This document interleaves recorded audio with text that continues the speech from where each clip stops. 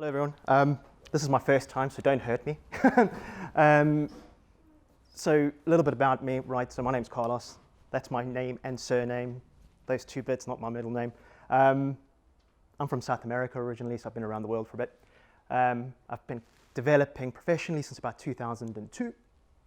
I've done everything: DBA, development, networking, patch cables, got under desks, build servers. My real passion is software development, and it's I've come to that realization recently. I work for Centrica, so used to get involved mostly in field and mobile application development. But recently I've been more looking around the architect space, so I am an architect by day and a developer by night, because that's where my heart really is, right? So the reason why sort of the topic is GraphQL anyway, is I came across GraphQL probably around 2016. I was working on a project for Centrica called the Cornwall LEM project, so effectively Cornwall being just down the road. They're developing a local energy market, effectively, and it's all EU funded, and you can go to the Centrica website and have a look, and effectively one of the challenges that we faced was how do we provide a consistent API to our potential consumers. Now, we could have gone down the REST route, and one of the challenges that we faced around REST is we ended up with a plethora of APIs, which becomes a little bit unwieldy, and then the team started getting concerned about versioning and things like that, and how do we manage that going forward, because it's a proof of concept or even a prototype, if you will. And it's an R&D project as well. We're kind of evolving as we go, and the REST approach wasn't really working for us to an extent. Okay, and it's only from the consumer's perspective. With the GraphQL stuff that we've used or that we've implemented, we were able to decouple the user interface quite cleanly from the REST APIs. Okay, so we didn't get rid of REST completely, we just introduced GraphQL as an abstraction layer. Okay. So that's a bit about me. That's my Twitter handle. I would put my GitHub on there if it had anything, but it doesn't have anything at the moment, so there's no point in sharing that. So a brief history and diving straight into GraphQL. So it was created in 2012, and it was open source in 2015, effectively. Developed by Facebook. When Facebook IPO'd, one of the reasons they needed this effectively was that their mobile offering was actually pretty poor, and then they realized that the bulk of their traffic was going to come from mobile. Now, the challenge with REST and mobile is that obviously you have a ton of chatty connectivity, right? So you effectively, every time you make a request for something, if you're a purist, then you end up with a hypermedia link potentially to go somewhere else, and effectively you're pulling and then pulling and pulling, and it's a kind of never-ending cycle. Okay. So this was introduced to solve the newsfeed problem that they were having, especially to resolve the issue around this chatty connectivity and poor networks. Okay, you can't really have, if you go to some third world countries, for instance, where they lean or they use Facebook potentially quite extensively, they don't really have reliable networks, so having a chatty connectivity isn't really useful. Okay, it doesn't actually really work. So in essence, all that was released is a specification, right? So GraphQL is just a specification that defines how you should interact or query an endpoint. Okay, there's nothing more to it than that. They do provide reference servers and clients and things like that, but ultimately it is just like OData, if you will, but for the new age.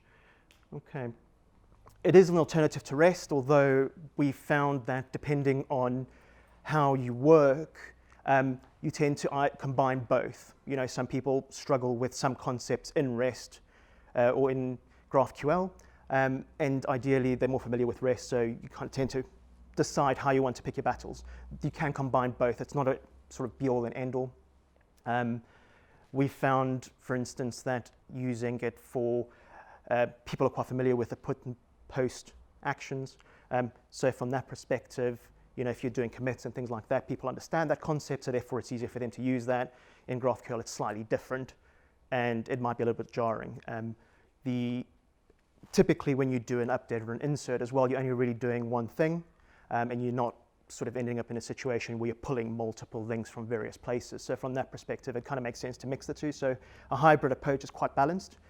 You know, I would argue that you could potentially start with REST first and then provide this layer on top of it. Okay.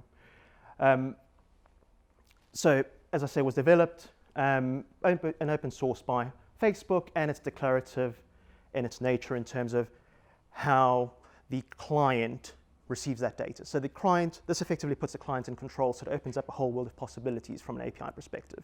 So typically where you have a REST API and you expose a endpoint effectively, you effectively are in the driving seat in terms of what the client gets. So you're in full control of that. With GraphQL, to an extent, you're not, right? You effectively provide the API, and how the end user consumes the APIs, depending on how you define your GraphQL endpoint, will allow them to actually follow relationships that you may not necessarily have thought have been possible, okay? Or even considered, purely because it doesn't make sense. Some people like to break things, so they will try to break things. So again, and another one is an interesting one. It's a single endpoint for all of your data. Now, that is a problem sometimes, depending on how you actually release or you deploy your solution. You could argue that the benefit of REST is you have, you know, the ability to spread your APIs across multiple nodes. In the new world of function as a service, when you're exposing APIs, you could typically use something like a Lambda function or a Azure function. And if you expose your API via that, you get infinite scalability. So the single endpoint, where typically we would have considered, oh, we've got one node, that's one endpoint. If it breaks, it's going to break a bunch of stuff. That problem tends to go away. Okay, if you're looking at it implementing it in a function as a service type environment. Okay. There are benefits as well to being able to do a single endpoint, and that's effectively, once we get down into the queries, we'll soon realize what those benefits are. Okay. So as I said, it is a better REST, and it is literally just because it's not as chatty. Now, what happens behind the scenes is completely different, right? So it's not chatty in terms of communication with the client, so the consumer, but you know, you typically still back off onto REST API, SOAP, endpoints, whatever it is that you want to do behind the GraphQL. Yeah? The terminology that they call is effectively a resolver. So when you request something, there's usually what they call a resolver function, and that resolver function is just literally code. And effectively, you code that up, you decide what is returned from the resolver, and then you present that up through your API. Okay. So, swiftly moving on. So in GraphQL, effectively what we have is the SDL, sometimes referred to as the IDL. It's a schema definition language. Okay.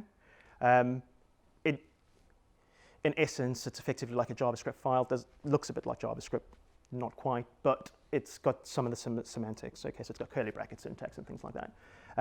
You can define types of interfaces, which effectively allow you to create some abstraction logic in your code. And there's three main components, effectively, to the SDL. You've effectively got your types of interfaces, but you need to have queries, mutations, and subscriptions now. So your queries, as an example, are literally how you would query your endpoint. Now, all of this is effectively defined typically within one file. You can merge files and things like that and merge them together if you like, but typically it's a string and it says, these are my types and these are my queries and my mutations and subscriptions.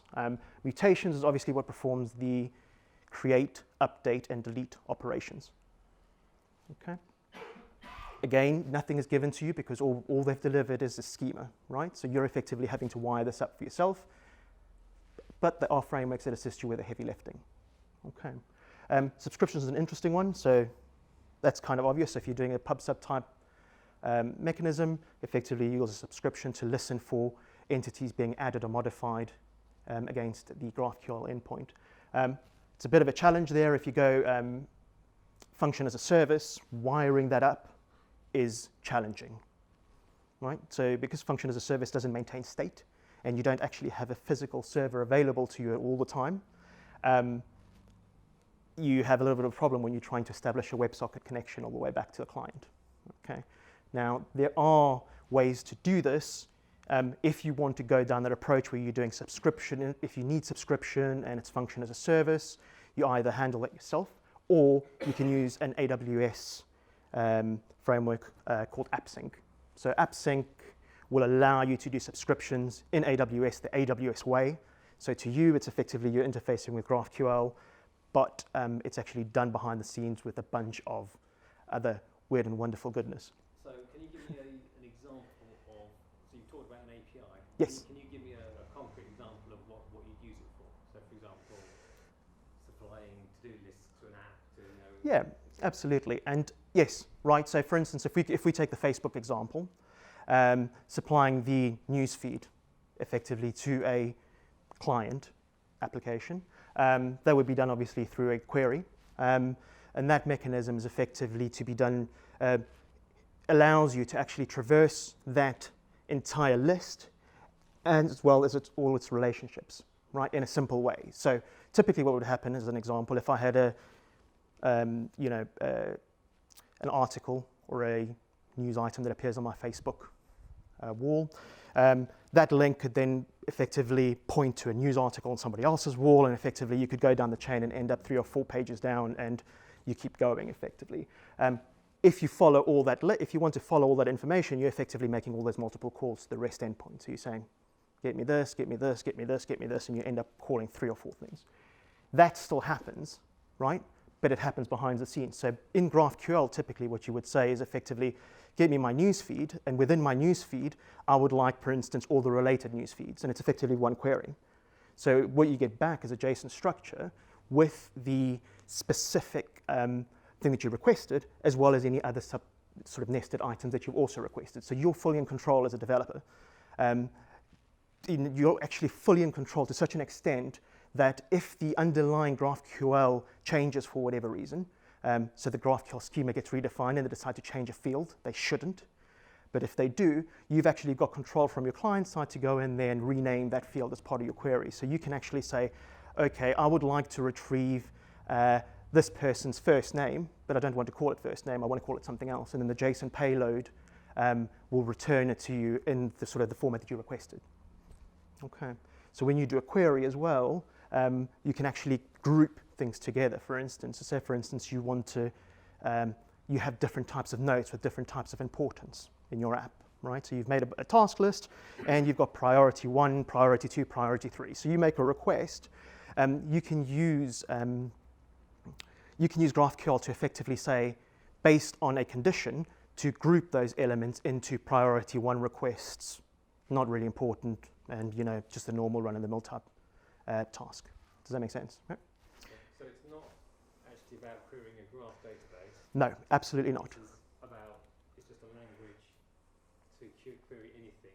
Yes, absolutely. So we will get to a point where we say you have to think like a graph, but it's not about querying a graph database. That's correct. It's literally query anything. In one of the demos that we'll step through that I did earlier for a product that I'm trying to create with a friend of mine, we kind of leverage that functionality to access a relational database.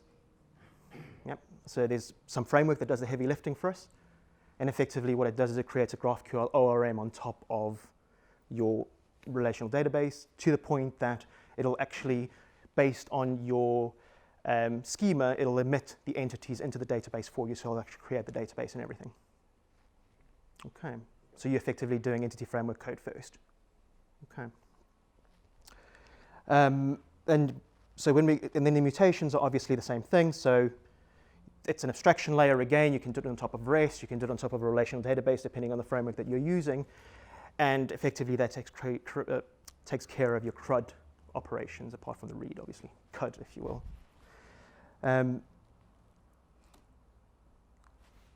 So this is typically, I've broken the interfaces up into what typically you would potentially see. So I've not implemented the interface, but this is effectively how you would define a type in JSON, or not in JSON, in GraphQL, in your schema, using the SDL. Now, the GraphQL SDL is actually quite limited in what it provides you, right? It actually only provides you a certain number of types. So what's available to you is this. So you've got ints, floats, string, boolean, and ID. So all pretty self-explanatory to an extent. However, you can actually create your own types if we've done over here, and you can use them in what we call the fields, right? So these are actually called fields, and you can say, for instance, if I have children, you can declare an array of person using very, very similar array syntax, but not quite. Okay. Again, we're still only talking about schema definition, so we don't have, there's no code here, there's nothing happening. It's literally, I want to query something, and this is what my endpoint looks like. So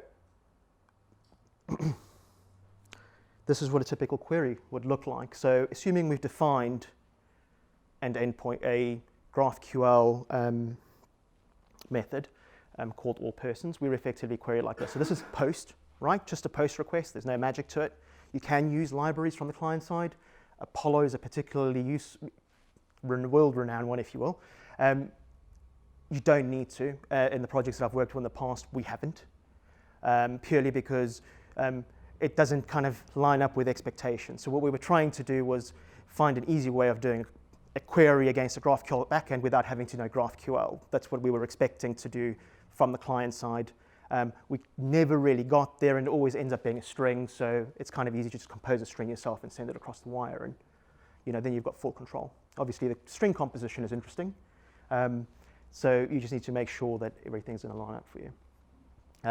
It can also be exposed as a get method, but typically, if you're doing post, just do post for everything. It's fairly straightforward. So what we've effectively got here is we're saying we want to return all the persons or people. That will invoke a resolver function within the framework eventually, once we get to that point. And we specify what we want to retrieve. So in this case, we've got a name as an example, right? So previously, we defined all of these. So you could pick anything, right? Any of those elements. And this is where the power of GraphQL comes in, is that you as the client, you decide what you want to get. Yep. So it means you're not getting stuff that the developer thought you needed. You're not getting what you want, which obviously reduces the payload. If you have any child relationships, instead of getting an array back that says you need to hit this REST endpoint and this REST endpoint, you're effectively just getting that data through, because in the same way that you have this particular query, if you had children in here, for instance, you could have just effectively selected children in the same way you've got persons there, and you would have been able to specify name as well. And then that way you would have actually got the name of the children without having to make subsequent requests. Behind the scenes, again, it's still going off in your own network and pulling all the stuff. Okay.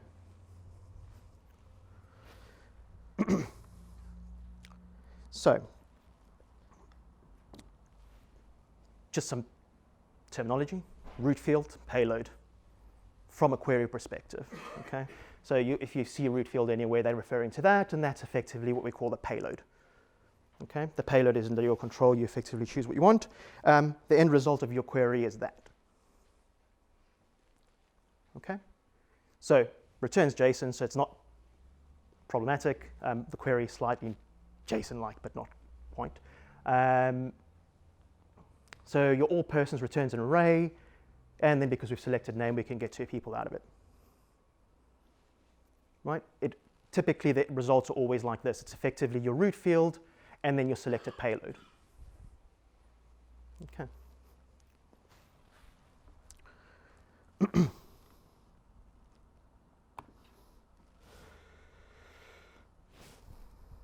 Right. So the other thing that you can do is effectively add parameters to your query. So you can do pagination and things like that. Typically, you can say, I would like the first 3 or last 3. You can specify those yourself. You don't actually, they're not given to you again. It's just a way of invoking that. When you make the request to a resolver, you then have to handle that functionality. It's not going to give that to you. Yep. It's just saying, these are some parameters. I want to do a query, and these are the parameters for that query. Okay. When you define your API or your schema, you have to actually define that as well. It's not given to you. So there's no default, if you will. Okay.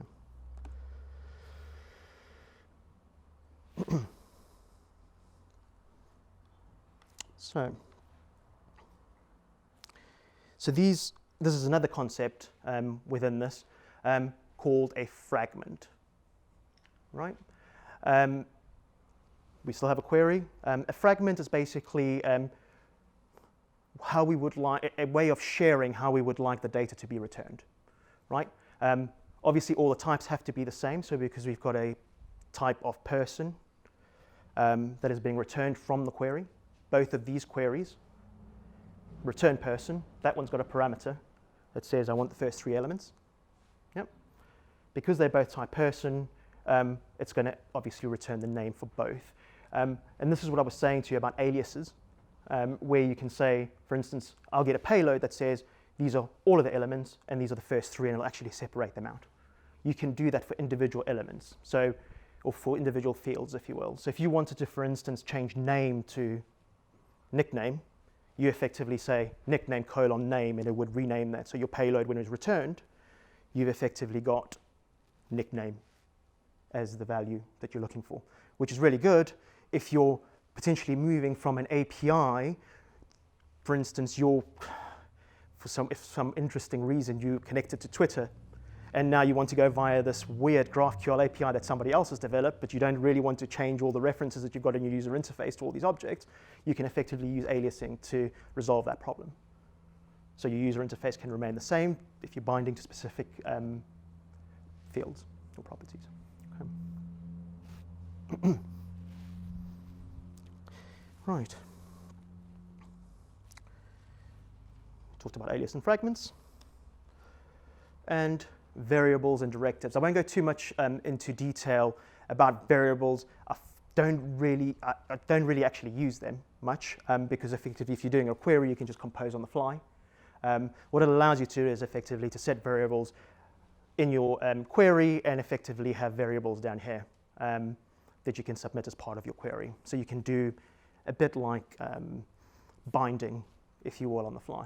So you said, these are my parameters for all of these queries, and off it goes. So you could potentially have used a variable over here as an example if you had, first 3 and last 3, because you had 20 of them and you only wanted the first 3 and last 3 elements to be returned. The interesting one that we also then have is directives. I don't know why they called it that, but you've basically got include and skip, and those are conditional elements. So what you can do is you can say, for instance, I would like to include only elements that resolve to true, for instance. So if you've got, Blu-ray or DVD, for instance, in your movie catalog, and you were returning Blu-ray or DVD, you could effectively say, for this top section here, I would like to include Blu-ray, and for the bottom section, I would like to skip Blu-ray. And it's you're effectively doing a comparison on the property type. Yeah. Any questions? Nope. Good to go. And this is the interesting bit. So mutations. So, and this is where mutations are particularly interesting. Notice that the difference in terms of the query mechanisms that you specify that you're doing a mutation, you can specify that you're doing a query as well. Yep. The syntax that we saw earlier was shorthand. So the default with GraphQL is query. So you don't have to specify that you're actually executing a query. Okay. The mutation, as we said, is effectively your create, update, and delete mechanisms. Again, it's convention. Because you call it create doesn't necessarily mean it's going to create. In the same way that effectively when you make this request to your GraphQL endpoint, behind the scenes, all you're going to get is in your resolver function is you're going to get some context, and it's going to pass these 2 properties through, and then you're going to do whatever it is that you want to do with those, right? So there's no magic. It's literally the person requested this. Here's some JSON context or some context for your variable, and you've got 2 properties on there, name and age, and you can do whatever you like, right?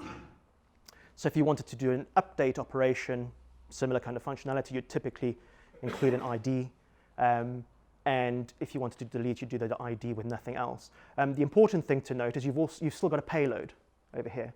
So The cool thing is if you make a request to create an entity, if you will, wherever it is that you want to create it, you have the opportunity at this point to return the ID in a single hit. Right? So you're not going backwards and forwards.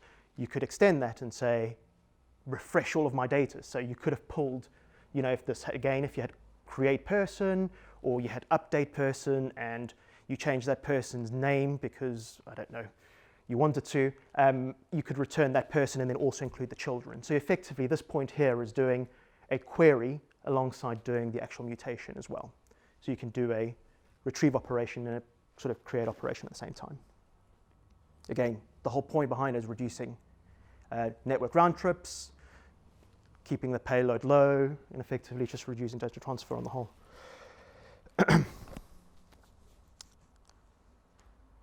The end result of that particular query is that. Okay. Again, it's the same thing. Notice that you've got your root field, which is basically what you requested, and then this is the data that comes back for that particular entity. Okay.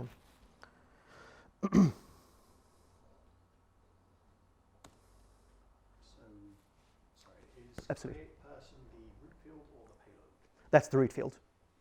Yep. So if you go back to the previous thing, so it's always called root field and payload. So this is always called root field. That typically is payload. Then we're on to subscriptions, and the subscription mechanism is effectively defined this way. You make a request, there'll be a root field called new person. You'll specify name and age, and effectively what will happen is as people insert things into your GraphQL service or update or delete, you should get a notification. Okay. Not all frameworks support it, so you need to be conscious of that, depending on whether you choose to go down the function as a service route or the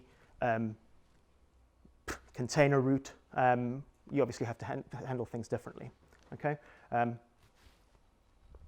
Again, so AWS has got the app sync, which actually gives you a lot of this functionality. I'm not going to go into too much detail about that because I find it not great, but again, root field and payload, it's always the same kind of thing. And that's the response. Okay. That one isn't wrapped in a data envelope. Oh, that's a typo. My apologies.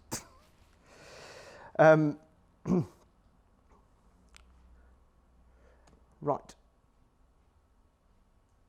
So this is your typical SDL file, if you will, or GraphQL file. So this is how you define effectively. They all have to have these types. So these root types effectively define what they are allowed to do effectively. So if your endpoint doesn't have to have all of them, okay? But whenever you execute a query against a GraphQL endpoint, it'll look for effectively the resolver functions in here. Notice this is the all persons method that we requested previously. It's got a parameter, and it returns an array of person. And that's the square bracket syntax that looks like an array, but it's not quite. So typically what you do is you can do things, so you can get a JSON response. So you could do what is called a union. So a union means that when you return a person, for instance, you could return a person or error. So you could potentially return two different types. Okay. I wasn't going to go into details of unions, but that's typically how you would use that. So effectively what would happen is you make a request, something goes wrong, instead of throwing up and saying error 500, which is probably not good from a security perspective, because then they could just keep hacking you, you would say handle the error, return a 200, but potentially return an error message. The two types would be then slightly different. Okay. Yes? What's the exclamation mark? Is that sort of management consultant? Yes. Yeah, absolutely, yeah. That's right. So that's why there isn't one on there, so you can invoke two. So with GraphQL, you get a thing called Introspection. So you remember in the SOAP days, you used to have WSDL? GraphQL gives you that. Yep, completely discoverable. So you don't actually have to tell anyone how to use your API. They should be able to discover how it works by themselves. Obviously, that causes a number of issues, especially around how deep do you go down the graph when you can traverse in both directions, right? Okay.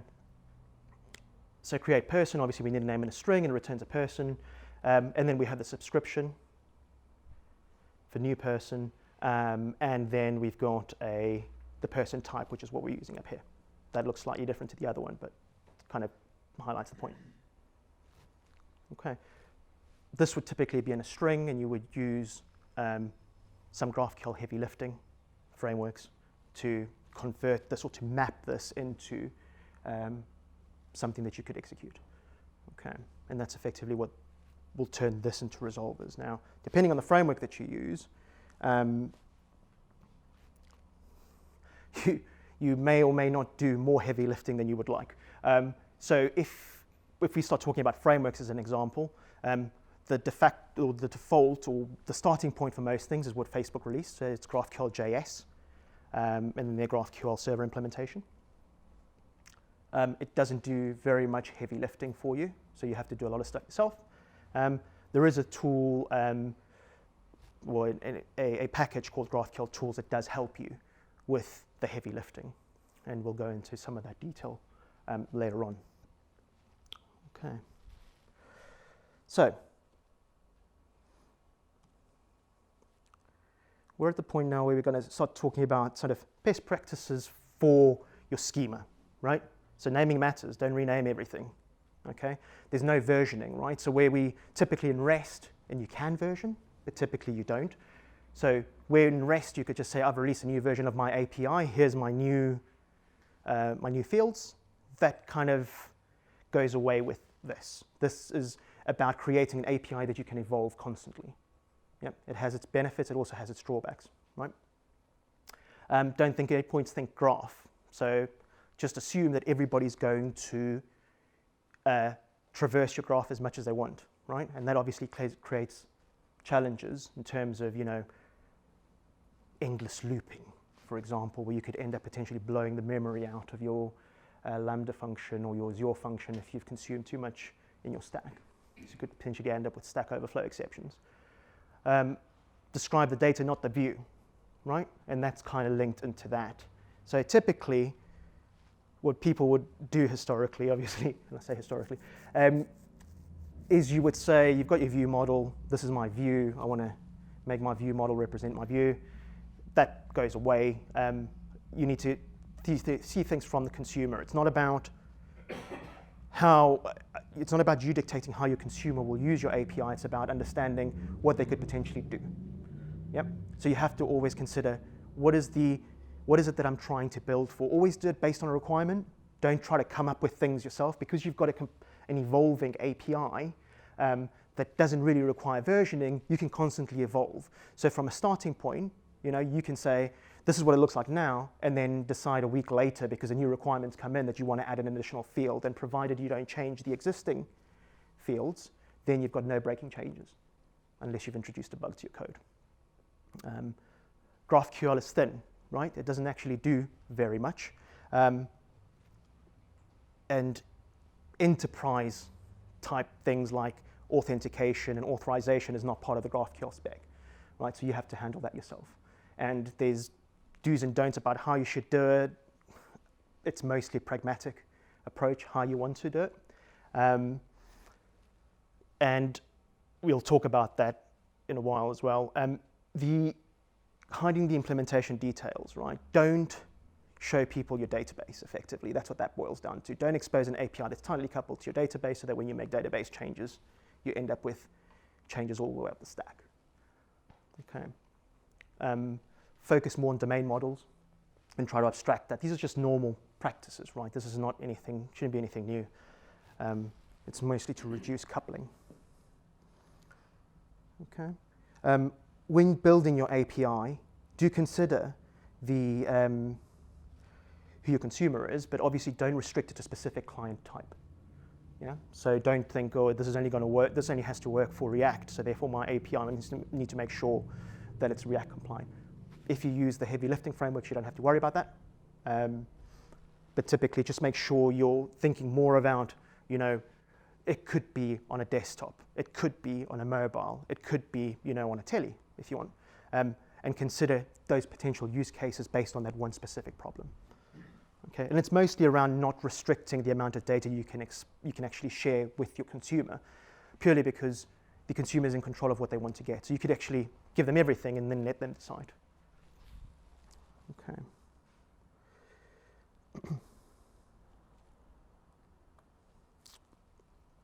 So, this is what works. This is if you want to use this in your workplace or in your personal hobby project. Find a client. If you're your own client, rocking. Typically, you need to embed yourself within a team with a double B. The reason for that is because it's actually a mind shift, and some people get it and some people don't, and that's fine, and some people take a little bit longer to get it, and that's okay too. But you can't really do this yourself, and you can sit there and wave your flag as much as you want. I've tried. It doesn't work. You have to find the right project. We did. I was already part of that team, and then it was all about incremental adoption, and that's what I was saying to you. When you come across, we started with REST. We moved to GraphQL. We didn't go and say, okay, cool, now we're going to do GraphQL. We're going to change everything, and we're going to just get rid of all the create, update, and delete operations, and we're going to just do everything in GraphQL. Now, the queries is where it actually added a lot of value for us, because we were basically providing an API, and what happened for us was effectively we were returning a ton of data to the client that they didn't need, so it was blowing up the page. With GraphQL, we were able to reduce that payload and reuse the same queries, and then depending on which area we were in, we could actually choose to consume different data. Okay, so it gave us a piecemeal approach with a single endpoint, right? And we were able to choose the shape of that data as we were using it. Okay. The important things to consider are around in terms of incremental adoption, is allowing the things to coexist, right? So you've got your REST endpoints, let them be. There's no reason why you have to get rid of them, right?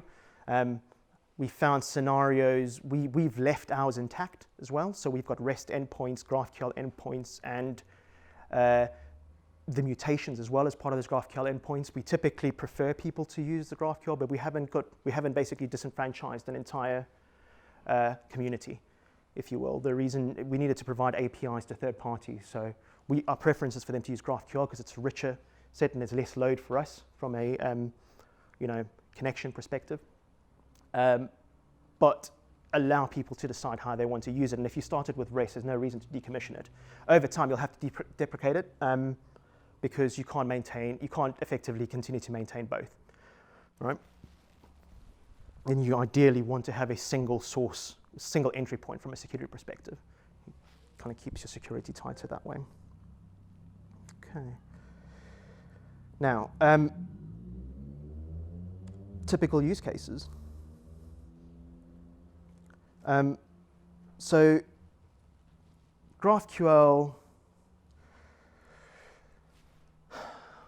can be seen as two of these things: data access layer and API composition. When we go through the demo shortly, hopefully after the break, because I think we're nearing that, we will cover them in the reverse order because it's easier to actually talk about this and there's more to see. But effectively, you can use it to compose your API. So when I said earlier, you've got your resolvers could potentially point to multiple systems. You could effectively have one resolver where you're looking at a SOAP endpoint, returning some data from that. Its children might live in a, NoSQL database that has a REST API. And then for some reason, you need to hit some AS400 connection from another endpoint, right? So effectively, you can compose all these different systems in one place and provide a single view of the world. So to the caller, they don't really care where it comes from, right? It makes no difference to them. It's all about, having a single view of your data and allowing the caller to actually decide what they want to consume and how. Okay. The data access layer is what I was talking about earlier. You can use a framework called Prisma that's relatively new. And effectively abstract your database through GraphQL. Okay, so it's a bit like Breeze.js if you ever use Breeze. Where Breeze, you typically you create your entity framework objects, you can expose those over the wire, and then you have OData endpoints and REST APIs. It's basically a bit like that. Okay.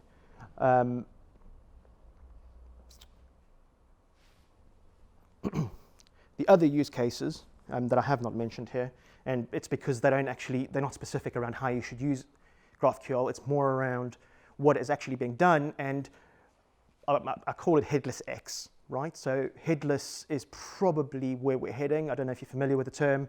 So headless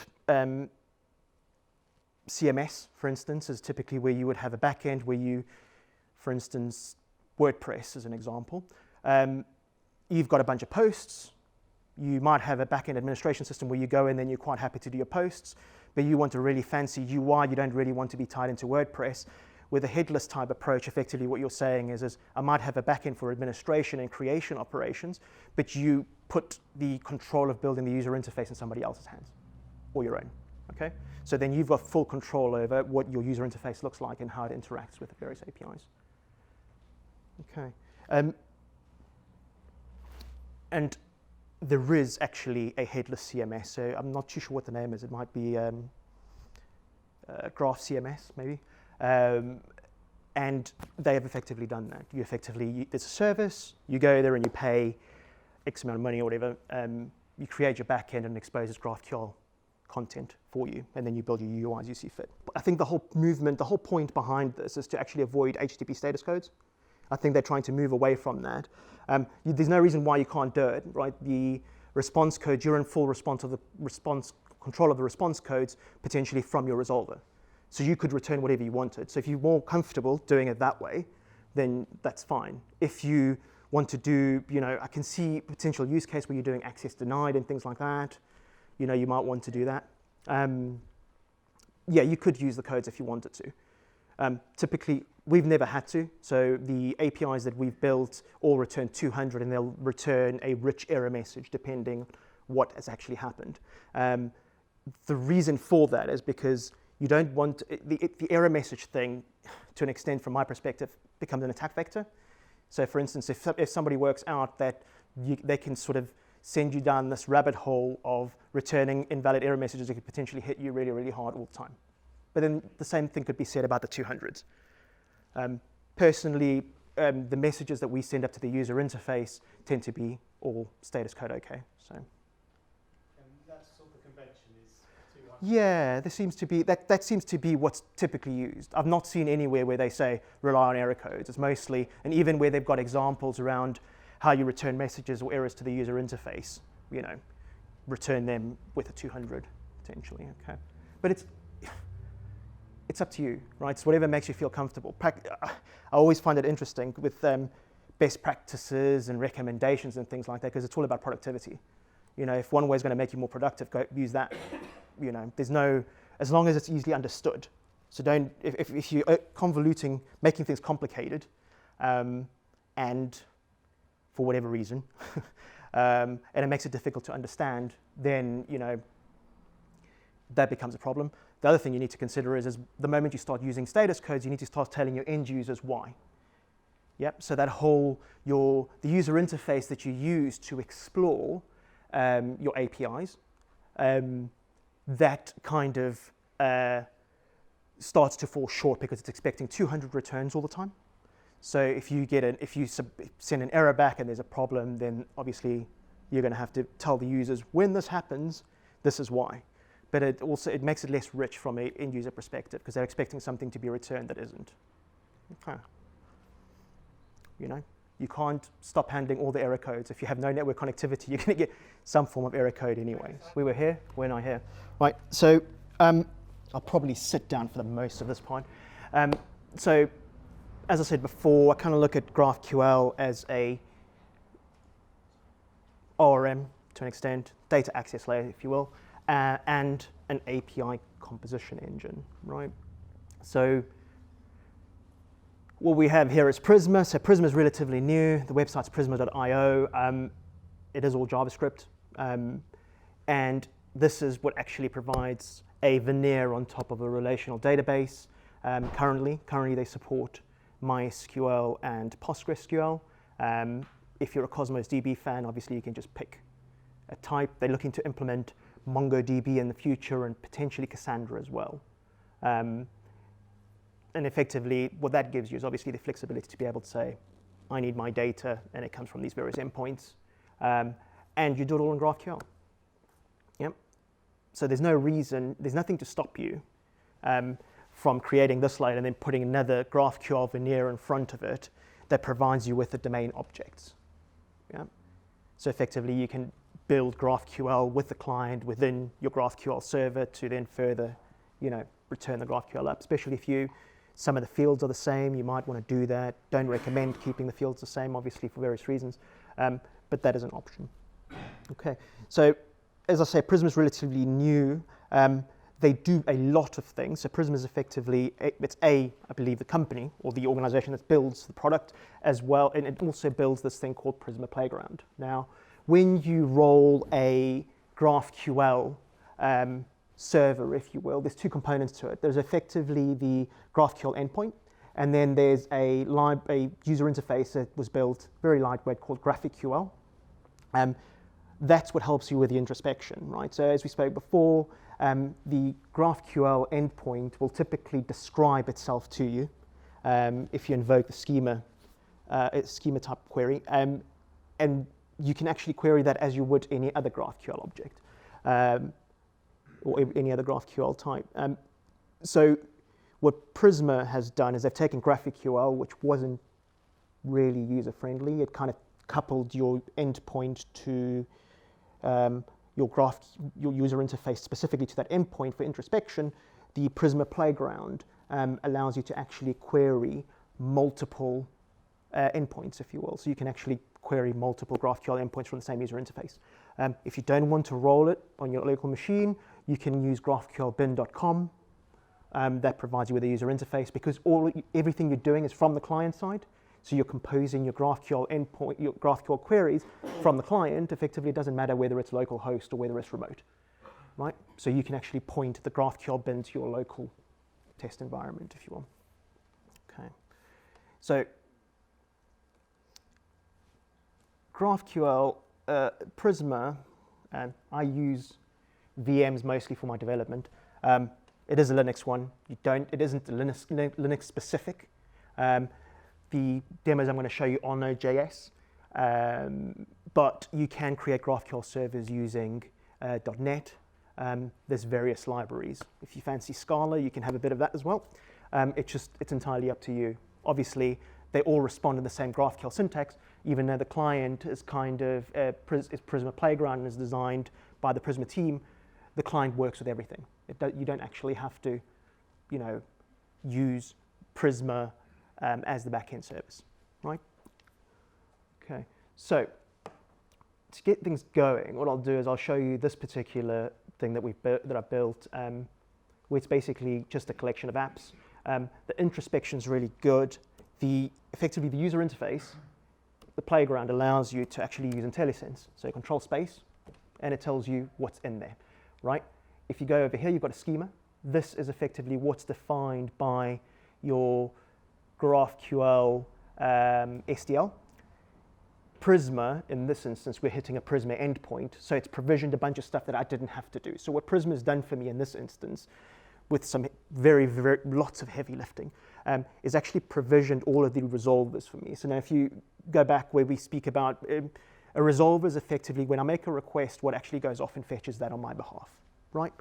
So Prisma, if you want to get started with GraphQL, and you're building a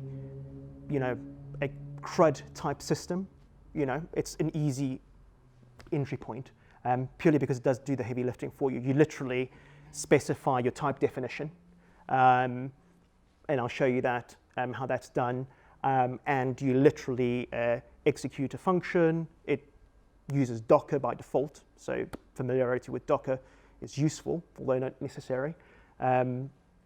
And it will provision a Docker container with a database for you if you wanted to. And it will also then provision the server component, which is so it's completely decoupled. You can specify the database to use, so you don't have to actually provision a database as part of a Docker container. You can use an existing database. You can also reverse engineer an existing database into a type definition. So if you decide you want to do database first as opposed to code first, that's entirely up to you. Okay. It does provide some service level authorization. but it is literally, here's a key for your service. It doesn't have fine-grained auth or fine-grained access control. You have to build it yourself to an extent, and it allows you to do that. Aside from doing the heavy lifting for you, we won't go into that detail today here, but it actually makes it easier for you to query your backend as well. So if you don't want Prisma to do all of the heavy lifting for you, if you want to compose a query yourself, for example, the Prisma library itself also assists you in building those queries using a fluent type notation. So instead of having to write a SQL statement, you can effectively write something akin to entity framework queries. Yeah. So you literally do that. You take that approach as opposed to doing a full-on SQL statement. Some people are more comfortable doing that. It's entirely up to you how you do it. But as I say, if you want to do a rapid prototype, or you're building a CRUD type system, this is probably a good starting point for you, especially if you want to go down the code first route. If you then use the container image, then you can roll your own containers effectively, and you've got a nicely decoupled system. Okay. So effectively what we've got here, so the introspection, for instance, so we can start at this point here, and typically if you want to access introspection, it's __, right? And as I said, it's got all the IntelliSense, so this defines the schema, and within the schema, whenever you do a query, you effectively specify your field, your root, and then you specify what you want to retrieve. So if we go over here, we want to say we want to retrieve all the types, and I'm only interested in the type name, right?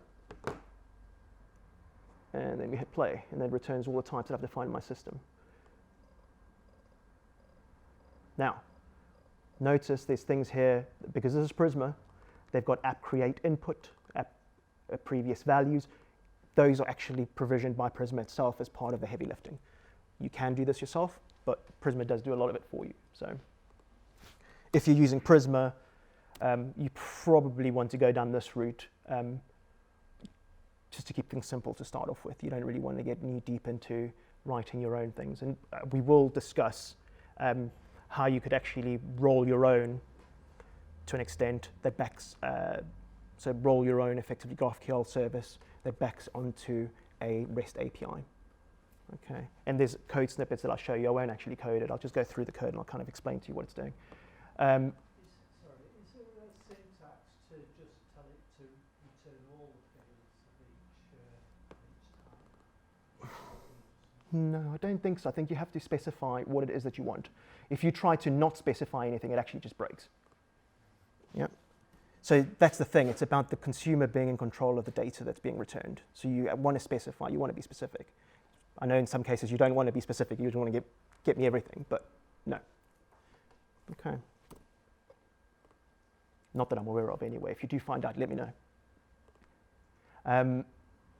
So this is effectively schema. That's what builds this thing on the right-hand side here. And as you don't have to document stuff anymore. Brilliant, right? So now people can see what the options that are available to you, and it actually gives you all of that wonderful information. You can put comments into it as well if you want to describe the API, but typically you name things correctly. It's not a problem. You typically, should be able to understand what it's trying to do, right? You're modeling data here at the end of the day. You're not necessarily changing the world with the GraphQL query. Right, so user, this again here, these directives, as we've spoken about before, these are Prisma specific constructs. So the fact that it's unique, that's something that was introduced by Prisma specifically to support the fact that you need a unique ID there, and as well as relations. So this is what tells it to actually create foreign key relationships in your database. Okay. You tend to use relation names to avoid any weird things, especially if you're referencing the same table twice for whatever reason. You might want to have, manager and subordinates if you're looking at an org structure. This keeps it nice and clean. Otherwise, it will break, and it will tell you it's wrong, as we've done here, right? So we've got a created by, modified by as an example, and they're effectively two different relations, so that you know to use two different keys. Okay.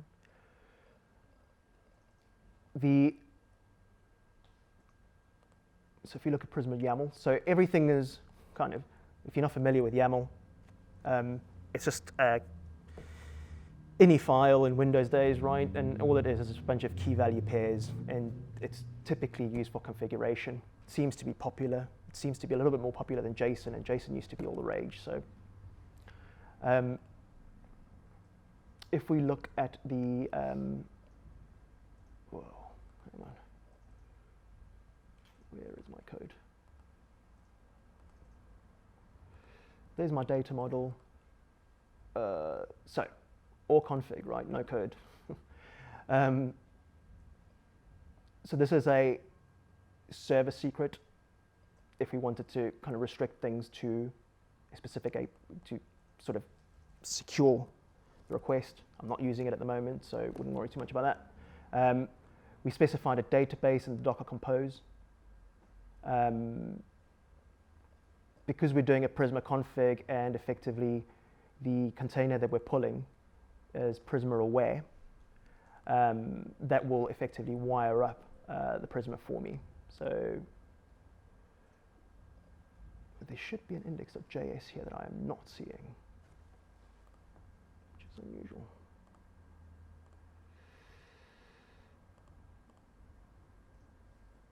Give me a moment.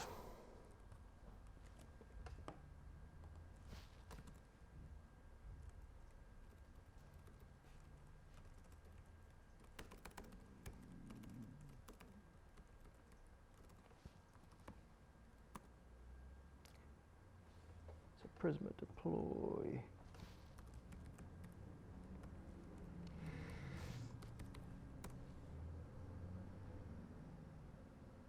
Nah, it's deploy that it wants to do.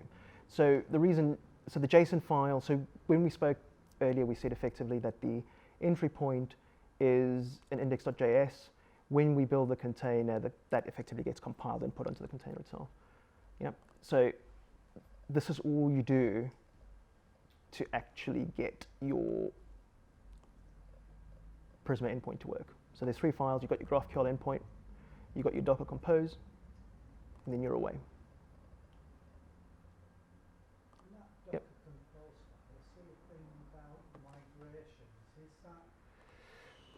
That's to enable the upgrade of the database, effectively. So it's the same concept as Entity Framework. We're effectively upgrading the database, right?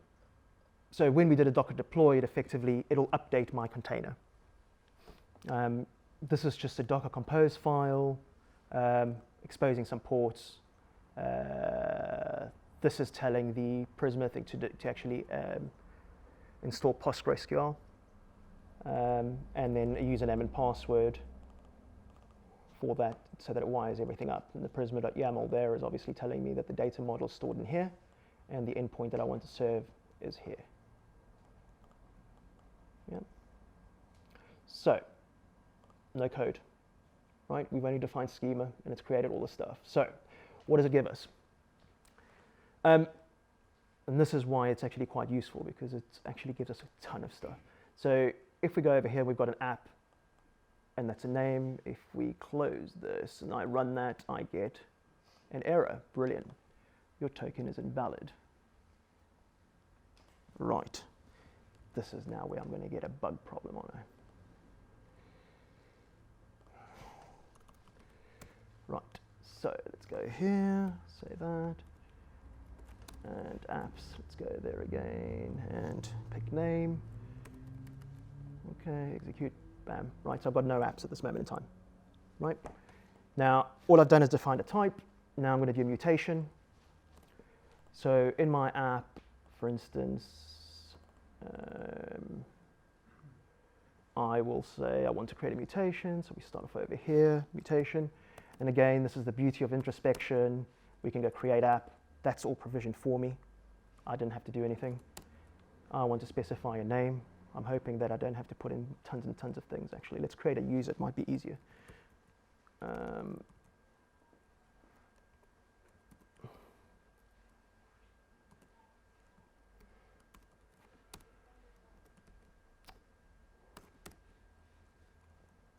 Oh, man.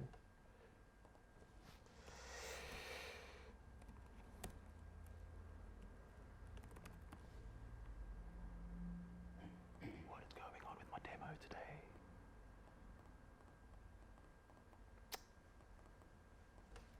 Come on, mutation.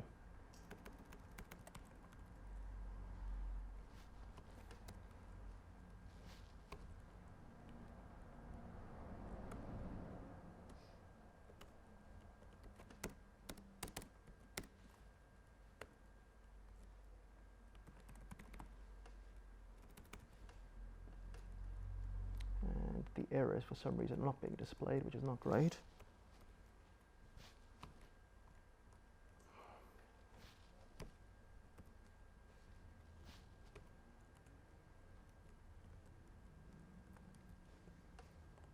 Let's see, what does it say?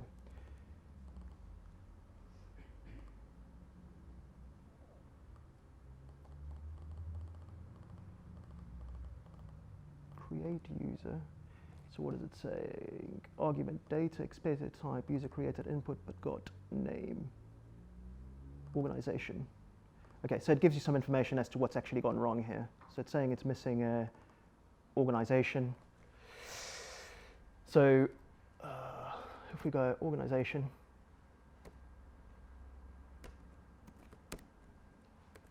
create. So the beauty is you saw two options there. You've got create and connect. If you choose connect, you're connecting to an existing ID that you may already have. If you create, you're actually provisioning a new one. So this is a whole thing around being able to create your graph in one hit, effectively. So you say, I'd need to create an organization as well as create a user. If you're, for instance, creating in some form of organizational structure where you need somebody to be part of a company and then be the manager of that company, this is the type of approach that you would do. So you have one person that might be the administrator, and then you provision the organization on the fly.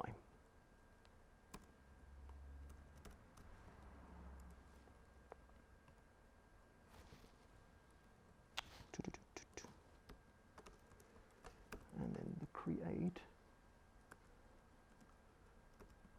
This is when it's going to get interesting. Name.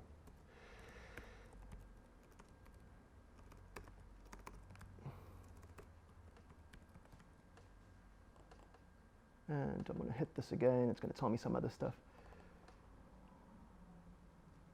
Brilliant. So I've completely got myself tied up in knots with my relationships. So let's have a look at this code here to see what we can create that isn't going to cause me a problem. So I've got an organization there. The organization is down here. Do I have any users?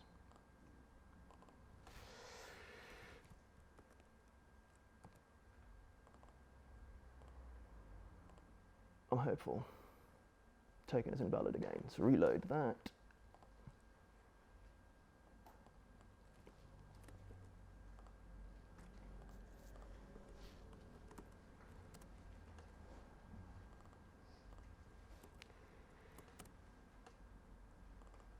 Actually, users. Got no users in my database. Brilliant.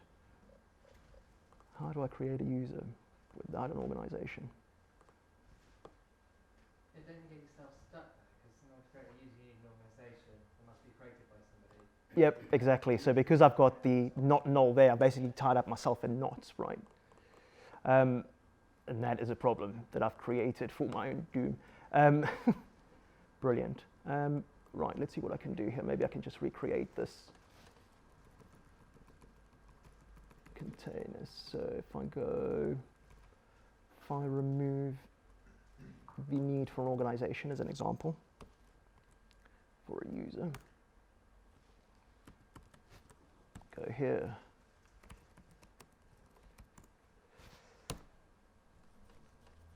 Moment of truth.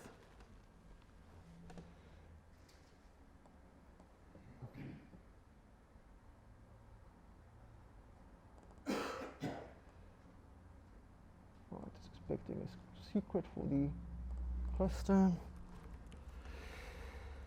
Paste that.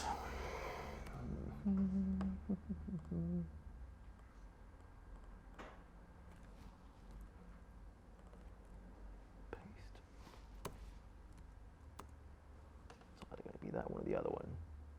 What did it say? A. It's this one.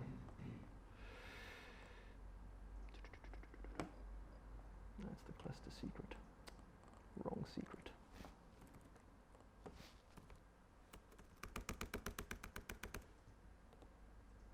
Paste. Right, rocking. And deploy.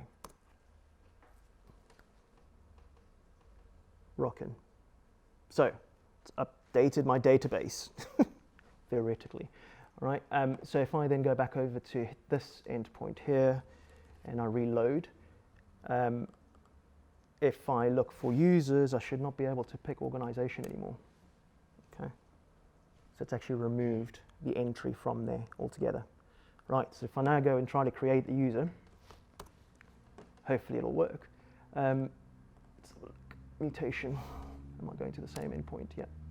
Create user. And I want to say the user's name is Carlos. Execute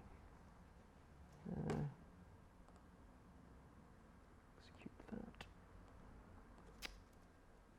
Bracket. So if we recall, we have the query up there with the data parameters getting tied up on the thing. Say that's what we want to create, and then the payload is the thing that we want to return.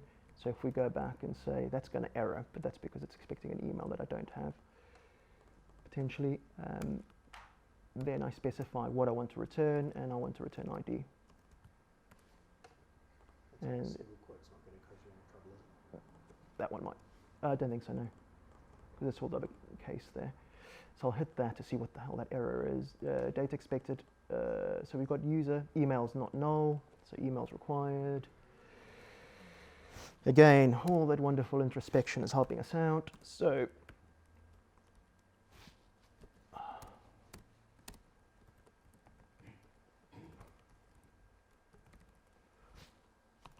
and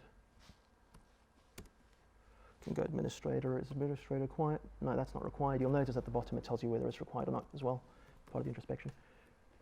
There you go. So that's user created in database. Right, and I will prove that to you by,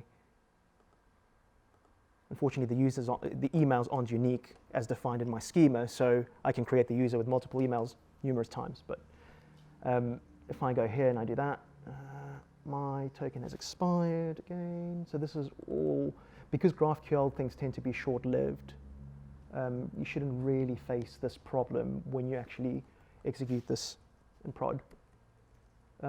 So here we go. Users, are we ready? Please work. Name.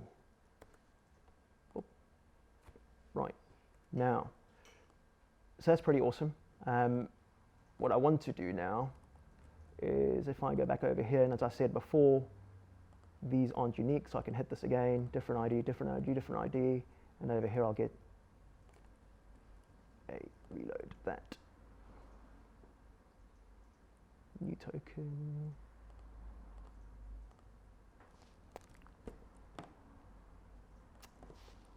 And I raise a bug for that one. That's really annoying that it keeps doing that. So users and name. Right? Cool. So that's one thing you can do. Obviously, put email in there maybe. I might, or ID rather, because then at least you'll notice the different IDs. You can make things pretty. So there's all the different users with different IDs. And then we also then have the ability to do parameters, right? And again, this is all heavy lifting by Prisma. So we didn't have to code any of this stuff. We can do a where. Let's have a look. If we go for email, as an example.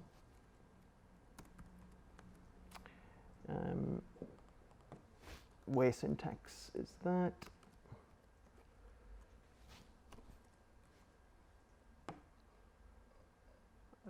So if I scroll down, I should be able to find name or email even. And one of the email addresses that I had was If I go back to my create user, I go back over here.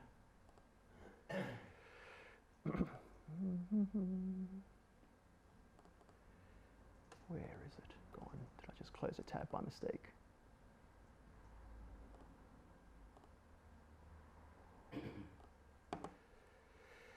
Oh, I did.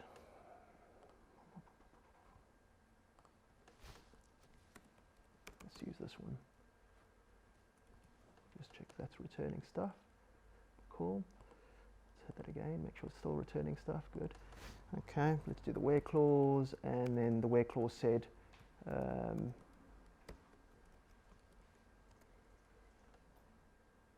where the email was a specific user.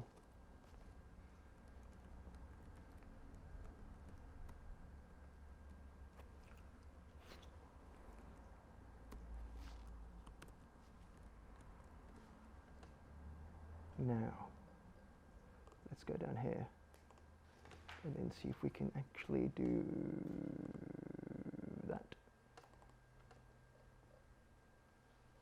And then I have one where it was just ca@c.com, I'm hoping. No. So you'll notice that obviously it doesn't return anything when the no specific data. Right, so it doesn't return any 404s, it's typically 200. So you can effectively use this to query your API. You can do then, if you're familiar with Breeze.js, from the client side, you can do things like skip, like 5, if you will. Whoa, that should have worked. Give me a moment. Don't know why that's not working. Got to work that one out. First 2. That's an example. So that returns 2. First, you know, and these are all just built in. You can do last as well, you know, and all you do is you effectively leverage what Prisma is delivering for you. So those are the options. You can do order bys as well, etc. So that's how you would potentially use Prisma to just do mutations. It also provides the ability to do an upsert. So insert or create keeps it nice and clean, and you can do delete. So a delete mutation, again, is the same kind of thing. So if I go to create user mutation here and I change this to, well, then I'll take this ID here, and I say I want to do a delete user mutation. I'll do a where clause. I specify the ID value. I have to do a payload to say I want to do ID, if you will. There you go. Now, if I go over here back to my query. So can you just delete that again? Sorry? Just run that same query again. So what's that telling us? Could it find the, yeah. Yep. So then this is the thing, right? So this is where you've got a different. So this is effectively return an error in a different way, but typically what you can do is you can effectively return it in such a way that it comes back as part of the delete user payload, if you're using a union. You say at the box there's no sort of authentication mechanism. Sorry? So you said at the box there's no authentication, so as it is, effectively anybody with access to the endpoint could delete anything from your system.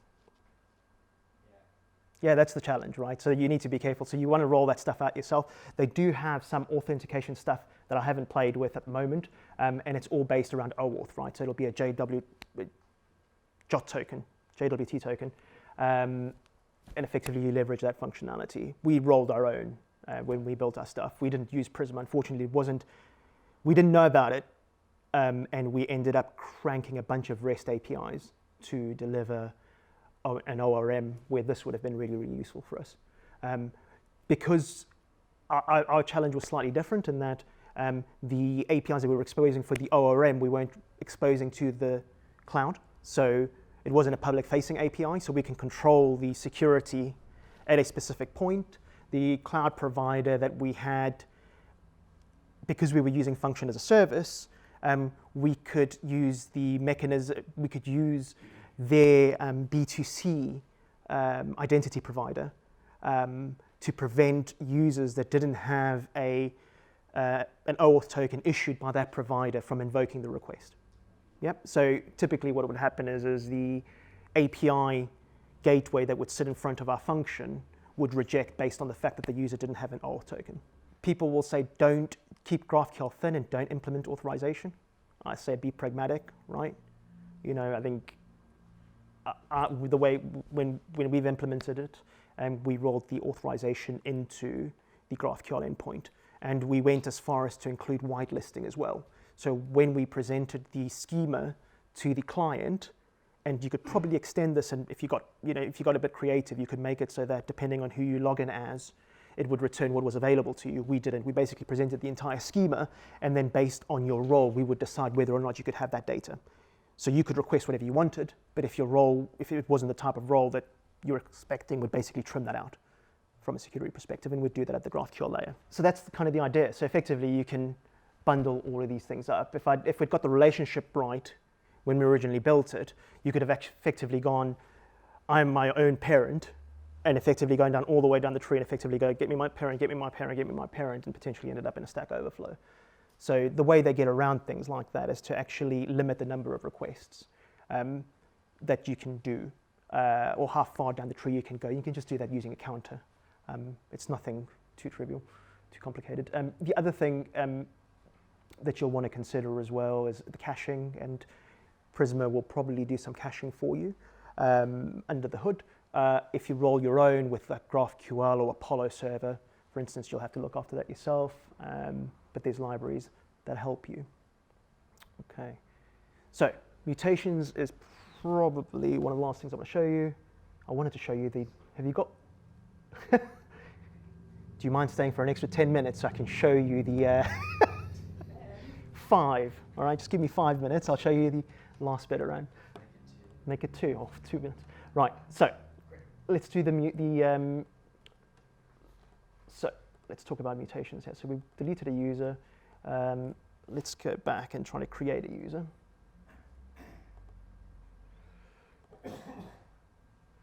Create a user data, don't need an organization anymore because I've removed that, get rid of that.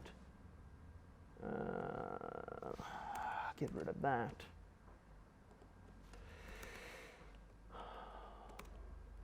Get rid of that, specify the payload, ID,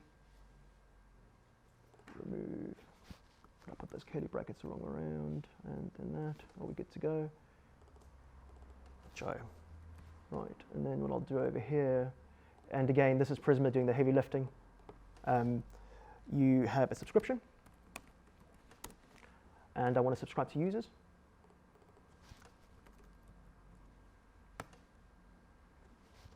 And I would like to understand the node, and I would like from that node to return the name and the ID. So, is that running? Yes, it is. If I go here and I do create user,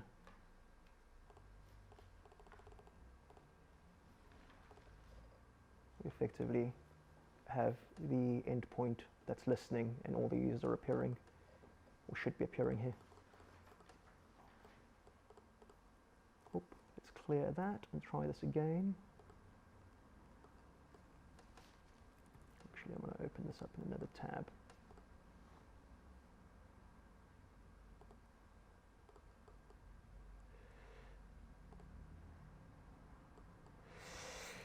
Right. Come on, subscription.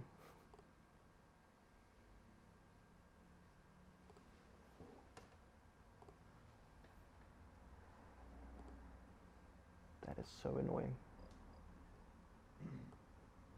5 seconds ago, there you go. So I'll go create user and call him Joe2, execute that, go over here, and hopefully we'll see a Joe2 somewhere in the bottom here. If I can get it to scroll. Ah, annoying.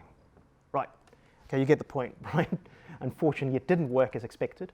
But effectively what you've got is you've got a subscription-based model where you can respond to, changes in the underlying data.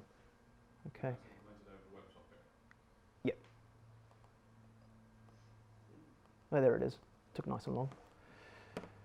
All right, so that's it for in terms of Prisma. The one thing I did want to show you was the how you'd potentially roll your own and what that would potentially look like. So again, it's all about how much heavy lifting you want to do.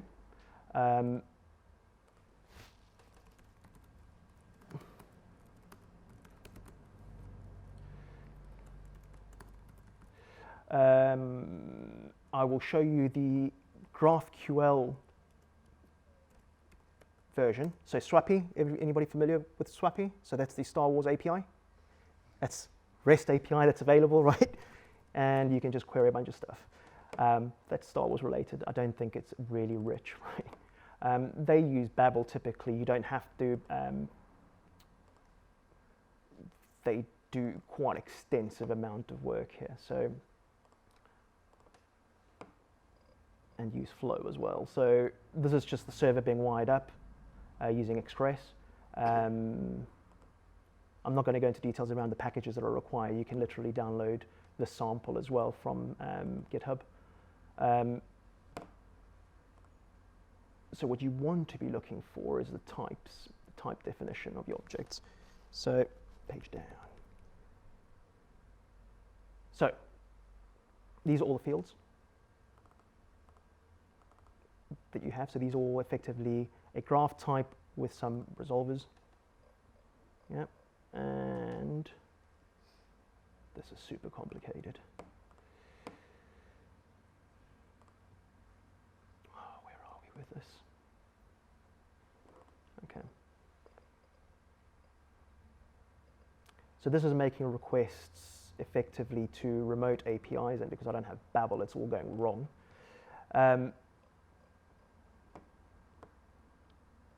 And if I go over to the specific API, the specific types that are defined, these are them. So sadly, what they've done here is they've actually defined the types using JavaScript, which obviously makes things a little bit more complicated. What you can use is a tool called GraphQL Tools. And what that will do is it allows you to actually define the schema using SDL and effectively unpack a executable schema, which effectively converts that string into this for you on the fly, and then you map resolvers. If you go down this road, it's complicated, right? So typically, you would use something a little bit more akin to this. So it's Apollo. So let's go swap your REST Apollo, actually. There you go, and code that one. So there's my schema.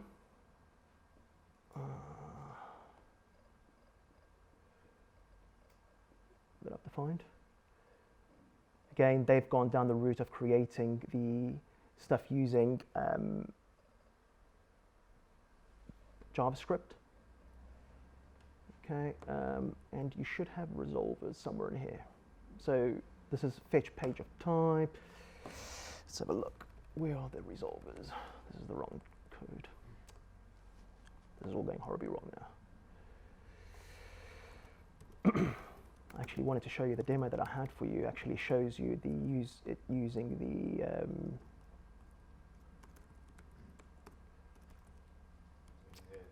GraphQL 2 session. Do I want a GraphQL 2 session? I don't know if you'll have me back. I'll come back, but it's entirely up to you. Do you have a slide with links to these videos? No, but I can send those out to you. Absolutely, no problem. I can just send them. I'll send them to you, and then we'll go from there. Yeah, absolutely, no problem. Let me just check. So, where are we? I am looking for the, there you go. No voodoo. This is what we saw before, so this is effectively the schema that's been defined. In the same way we defined it in a file, you could pull it from a file if you wanted to. You've got a bunch of resolvers, and then that's the resolver function, so you've got your query there, your type, you've got your mutation as we discussed, and effectively you're invoking some functions called update user, etc. And there are literally just functions that would sit underneath that. Those are anonymous anyway, and then the work is actually being done in here. There's no magic in terms of what's being queried here. So the other thing then is effectively how you wire these two things up. And that's typically done in this space. So you do that. You take your schema, you take your resolver, two different objects. They kind of have to relate so that your schema can actually be resolved by your resolvers. So you need to make sure that those line up. And that's typically done this way. So if you look over here, you've got a query, user by ID. If you look at the resolver, you've got a user by ID in there as part of your query. So as long as those two things line up, then it'll automatically execute this method based on when you make that request to the query endpoint. And your wiring up is effectively this. Right? And you're basically saying, this is my definition, this is my schema, this is my resolver, and glue those two things for me together using Apollo server. And then it's set up to listen. This isn't using Apollo Express, this is just a raw Apollo server, and it's listening on port 4000. That's it. Yep.